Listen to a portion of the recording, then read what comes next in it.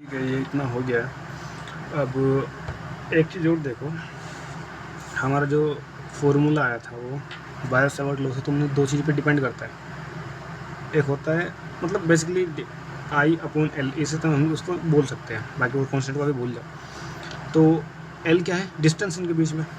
इनके बीच में अगर डिस्टेंस हम घटाते बढ़ाते तो हम उसका बी जो है चेंज हो जाता है। तो एल पे डिपेंड कर रहा है। दूसरे हम आई से भी तो उसको वेरी करा सकते हैं ना, क्यों? आई से भी तो बी को वेरी करा सकते हैं, और अगर बी वेरी हो गया तो करंट वेरी हो जाएगा। क्योंकि फाइव बराबर क्या, देखो फाइव बराबर होता है बी इंटू ए। अगर फाइव वेरी हुआ तो फाइव वेरी हो जाएगा। मतलब अगर बी को तुम चेंज करोगे किसी तरह तो फाइव चेंज हो जाएगा, और फाइव चेंज होगा तो करंट भी उसमें इंड्यूस हो जाएगा। तो बी को चेंज करने के या तो एल खत्म कर, एल को घटाओ बढ़ाओ, उसके बीच में डिस्टेंस जो है उसको घटाओ बढ़ाओ तुम, या फिर करंट को घटाओ बढ़ाओ। ठीक है, तो अगर तुम करंट को भी ऐसे, अगर तुम करंट को भी वेरी कराओगे, तो जो हमारा करंट वेरी होगा तो मैग्नेटिक फील्ड जो है अपना वेरी हो जाएगा, और ये वेरी होगा तो अपना फाइव वेरी हो जाएगा, और फाइव वेरी होगा तो हमारे पास करंट मिल जाएगा। वो बेसिकली सिंपली बात ये है। तो नेक्स्ट जो हमारे क्वेश्चन आएगा उसमें हम करंट को वेरी कराएंगे, और बोल सकते हैं कि हाँ करंट को वेरी कराएंगे, और दूसरा करंट एक सेकेंड, करंट को वेरी कराएंगे उसको। इस क्वेश्चन को चलो बाद में देखते हैं, पहले दो तीन क्वेश्चन और देख लेते हैं, इसकी मैं बात पे आएंगे, ठीक, बाद में आएंगे इस पर। एक क्वेश्चन देखते हैं पहले। ये लो, मान लो हमारे पास ऐसे मैग्नेटिक फील्ड है,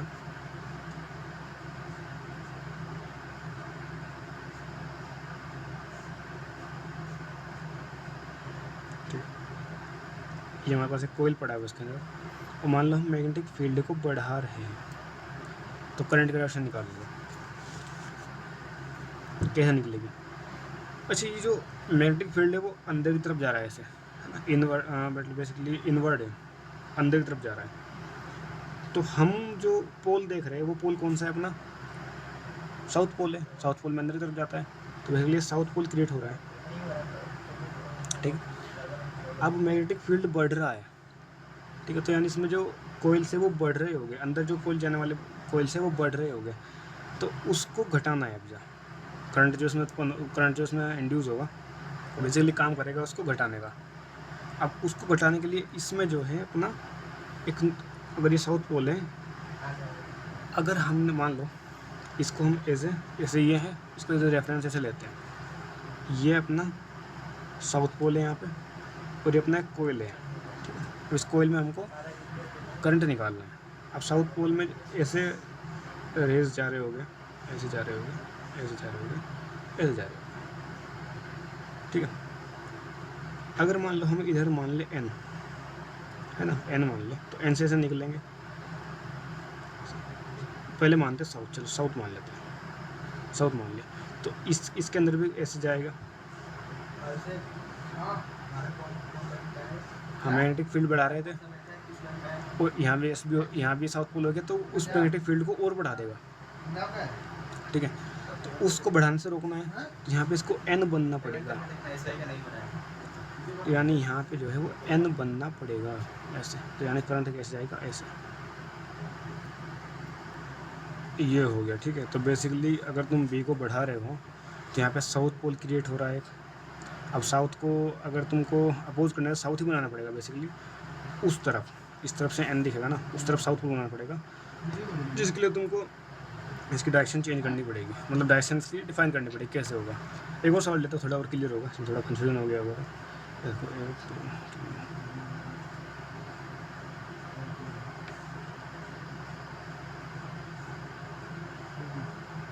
ठीक है, ये हो, मान लो इसमें एक ये है अपना, इसमें बी को घटा देते चलो। अब बी इसमें क्या है? घट रहा है। हमारी तरफ क्या दिख रहा है? हमको साउथ पोल दिख रहा है। अब बी घट रहा है, यानी कि इसमें जो रेज है वो ऐसे अंदर जा रही है, ऐसे अंदर जा रही है। ठीक है, अब रेज जो है वो अंदर जा रही है, तो अगर हम इसके इस साइड में इसको उठाओ, ऐसे पलटो, तो अगर हम इस साइड में इसको साउथ बना दें तो साउथ से क्या होगा, ऐसे अंदर जाएगी, ठीक है। या बेसिकली इसमें रेज अंदर जा रही है, भूल जाओ जो मैंने बताया, इसमें रेज अंदर जा रही है, बी घट रहा है, तो समझो रेज अंदर जा रही है वो घटती जा रही है, उनको हमको बढ़ाना होगा, क्योंकि जो काउज है उसको अपोज करता है। इसका काउज क्या है कि बी घट रहा है, इस वजह से फ्लेक्शन हो रहा है। तो अब जब हमको जो रेज जा रही है अंदर वो घटती जा रही है, तो हमको उनको बढ़ाना है। उनको हम कैसे बढ़ा सकते हैं कि और रेज अंदर भेज दे इसका, समझे। इसमें रेज घट रही है, लाइंस जो बोल सकते हैं इसको, लाइन जो है इलेक्ट्रिक मैग्नेटिक फील्ड लाइन वो घट रही है। अब उसको हमको बढ़ाना है क्योंकि अपोज करना है बेसिकली, तो उसको बढ़ाने के लिए इसमें हमको और मैग्नेटिक फील्ड लाइंस भेजनी पड़ेगी।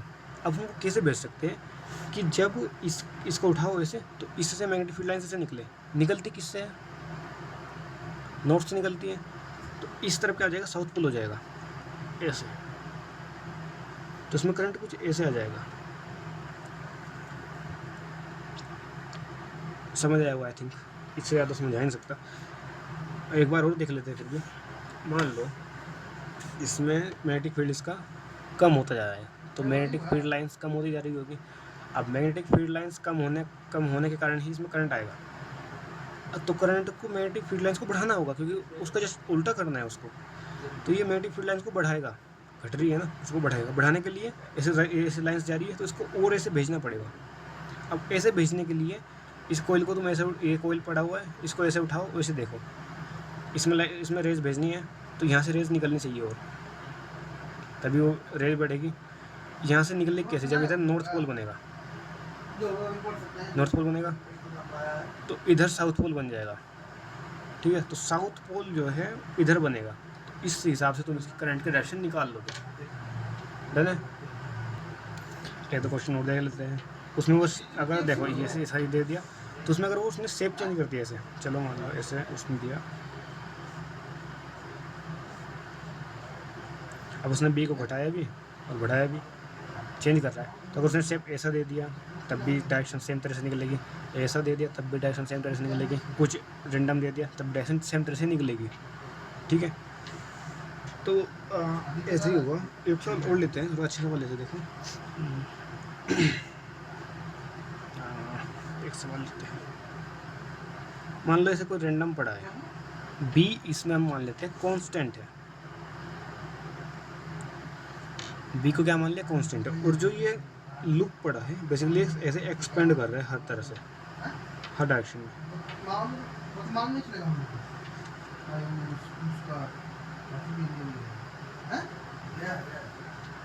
तो बेसिकली ये एक्सपेंड कर रहा है ऐसे, ठीक है। तो इसमें करंट निकालना है, ठीक है, करंट निकालना है। बी इसमें कांस्टेंट है, तो करंट निकालने पे क्या होगा, इसका जो बेसिकली इसका जो एरिया है वो बढ़ रहा है, एरिया बढ़ रहा है, तो इसका फाई बढ़ रहा है। बी इंटू ए होता है, बी कोस्टा होता है, फाई होता है। तो बेसिकली इसका फाई हो रहा है, तो इसमें जो मैग्नेटिक फील्ड लाइन्स है वो बढ़ रही है, ठीक है, ऐसे निकलते हुए बढ़ रही है। तो इसको उनको हटाना होगा, क्योंकि इसमें अगर तुम इसका एरिया बढ़ाता जाओगे तो उसमें मैग्नेटिक फील्ड लाइन्स बढ़ती जाएगी। तो हमारी तरफ इस तरफ अगर हम देखें तो मैग्नेटिक फील्ड लाइन निकलती है इधर से नॉर्थ पोल से, तो हमारी तरफ नॉर्थ पोल क्रिएट हो रहा है इसमें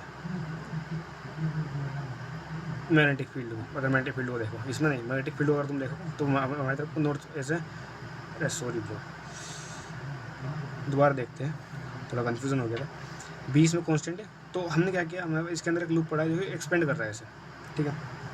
इसमें जो मैग्नेटिक फील्ड है वो अंदर जा रहा है, ठीक है। तो बेसिकली जो हमारे पास लूप है इसके अंदर जो है वो मैग्नेटिक फील्ड लाइन्स बढ़ जाएगी ऐसे, तो इसमें फ्लक्स बढ़ जाएगा। अब उस फ्लक्स को इसको घटाना है, क्योंकि जो इसका कर्व है उसको वो अपोज करेगा। तो मैग्नेटिक फील्ड लाइन जा रही है अंदर, तो इसको बाहर लाएगा, इसको मैग्नेटिक फील्ड लाइन अंदर जा रही है तो इसको मैग्नेटिक फील्ड लाइन बाहर लानी पड़ेगी, तभी जाके ओवरऑल कम होगा, समझा। मैग्नेटिक फील्ड लाइन जो हमारे पास मैग्नेटिक फील्ड है उसकी लाइन्स अंदर की तरफ जा रही है, तो इससे मैग्नेटिक फील्ड लाइन्स बाहर की तरफ आनी पड़ेगी, तभी अपोज कर पाएगा। तो बाहर की तरफ आएगी मतलब हमारी तरफ क्या क्रिएट हो जाएगा, नॉर्थ पोल, यानी कि ये वाली डायरेक्शन।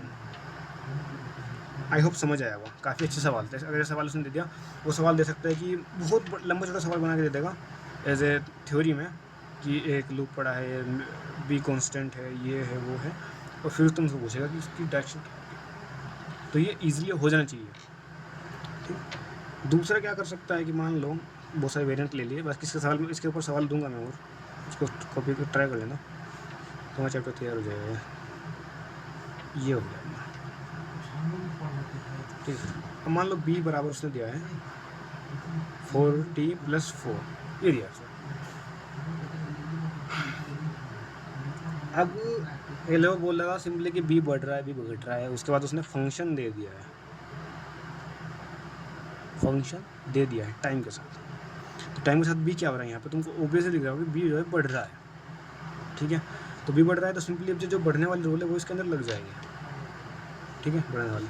दूसरा देखो, इस तरह का सवाल हमने अब तक तो नहीं देखा है, बोर्ड में तो मुश्किल ही आएगा, लेकिन फिर भी तुमको जस्ट आइडिया दे देते चलो। b बराबर मान लो अपना है